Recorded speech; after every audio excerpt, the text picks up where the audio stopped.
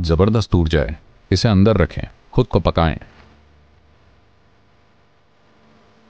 उस ऊर्जा को मारने की कोशिश मत करें, उसे सही दिशा में लगा दें।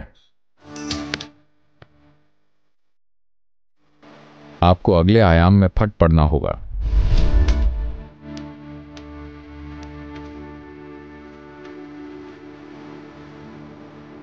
ये एक बड़ा अंतर है जो आप पूर्व और पश्चिम के बीच जीवन की समझ के बारे में देखते हैं। पश्चिम में हमेशा निकाल देने या हल्के हो जाने की बात की जाती है। आपको हर चीज को निकाल देना चाहिए। आपकी मनोवैज्ञानिक स्थितियों को आपको किसी पर या किसी चीज में निकाल देना चाहिए। लेकिन जीवन का पूर्वी तरीका हमेशा कहता है निकालो मत। चाहे वो आपका गुस्सा हो या आपकी घृणा हो या आपकी कामुकता या जो भी हो, उसे अंदर रखिए, खुद को पकाइए। अगर आप उसे निकलने नहीं देते तो वो बहुत बढ़ जाएगा। ये योग है।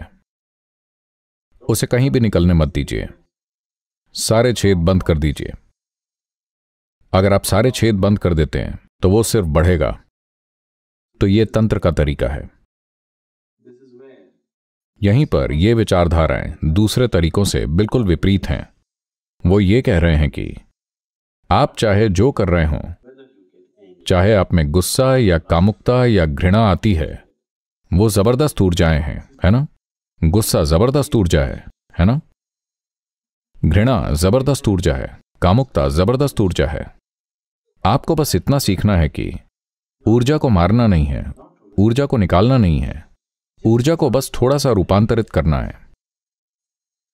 जो आदमी गुस्सा करने में असमर्थ है, वो निश्चित रूप से प्रेम के लिए भी असमर्थ होगा।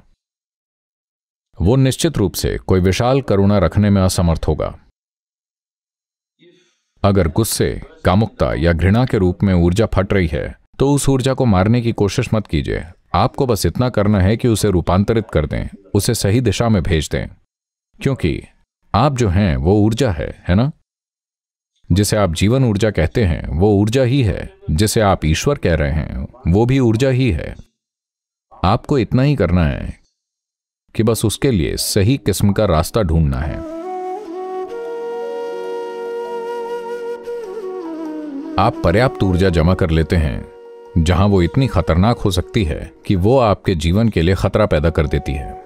आपके अंदर वो इतनी शक्तिशाली हो जाती है कि वो आपके जीवन के लिए ही खतरा बन जाती है। जब तक ऊर्जा उतनी शक्तिशाली ना हो, वो कहीं नहीं पहुंचेगी, वो आपको दूर तक नहीं ले जाएगी। मैं इस बारे में बात इसलिए कर रहा हूं क्योंकि आप में से कई लोग ऐसे दौर से गुजर चुके हैं और जब ये बहुत बढ़ जाती है तो आप निकालने की कोशिश में रहते हैं। आपके अंदर कई बार ऐसी स्थितियां आई हैं कि उसे आप और ज्यादा सहन नहीं कर सकते। तब आप जाकर निकाल देने की सोचते हैं।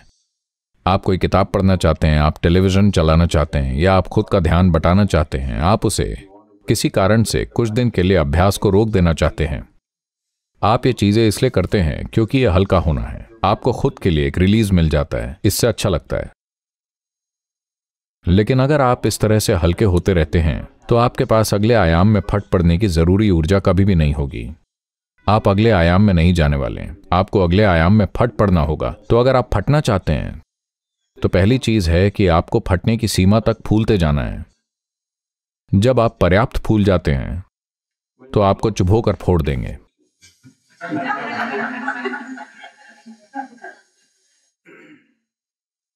तो जो अभ्यास आप कर रहे हैं, जिन सारे तरीकों को हमने इस्तेमाल किया है, वो मुख्यतया ऊर्जा के स्तर को इस तरह बढ़ाना है कि वो धीरे धीरे अपना रास्ता खोज लेती है। अगर आप उसे अपना रास्ता स्वाभाविक रूप से खोजने देते हैं तो इसमें बहुत समय लग सकता है।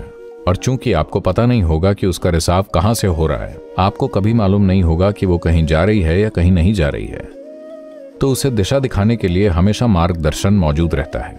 तो आपका काम बस अपनी ऊर्जा को बढ़ाना है। वो कहां जाती है उसकी चिंता आप मत करें। एक बार जब आपके जीवन में गुरु मौजूद होते हैं तो वो ये ख्याल रखेंगे कि उसे कहां जाना चाहिए, लेकिन आपका काम उसे ऊंचा उठाना है। अगर आप पर्याप्त ऊर्जा नहीं भरते तब इस बारे में कुछ नहीं किया जा सकता।